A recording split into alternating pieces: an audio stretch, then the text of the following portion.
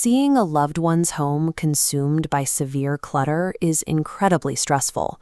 It feels claustrophobic, dangerous, and entirely overwhelming. When you walk into that environment, your first instinct is usually to take control. It is very tempting to grab a box of heavy-duty trash bags and simply start throwing things away for them. But ambushing someone with a forced cleanout almost always backfires. It triggers intense emotional distress, destroys their trust in you, and guarantees they will start accumulating items again the moment you leave the room. We are taking a different approach. Today, we are abandoning the goal of a completely clean house. Instead, we are going to focus on achieving a single, tangible, small win to clear one specific safety hazard using patience and teamwork. Your goal today is to neutralize one immediate danger while keeping the relationship intact. Step 1 is a strategy called harm reduction. This means managing the negative consequences of the hoarding, rather than trying to eliminate the core behavior all at once. Take a look at this sketch of a cluttered room. You have to mentally separate messy from dangerous. A crowded floor is messy. Stacks of paper pressing against a hot stove or boxes blocking the primary exit are dangerous. We target the danger. Reaching this harm reduction state has prerequisites. You must immediately stop enabling the hoarding behavior. Stop paying for extra storage units and stop gifting new items. When you drop the expectation of a perfectly neat home, the tension in the room drops with it. Your loved one stops feeling defensive and becomes much more receptive to making a change. By making physical safety the mutual goal, you stop attacking their lifestyle and start protecting their life. Before you touch anything, you have to talk. Mirroring their vocabulary is essential here. Using judgmental words like junk, trash, or rubbish will immediately shut down cooperation. Instead, listen to how they refer to their belongings. If they call their items collections or things, you use those exact same words.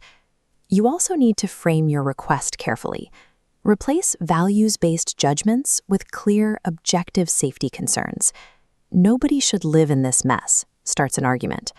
"I'm worried about a fire. Can we move the items from your stove?" starts a conversation. This dialogue will rarely yield instant results.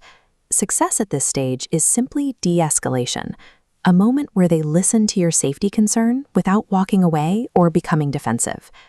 Using non-judgmental language changes the interaction. You are no longer debating the value of their belongings. You are focusing on keeping the living space functional.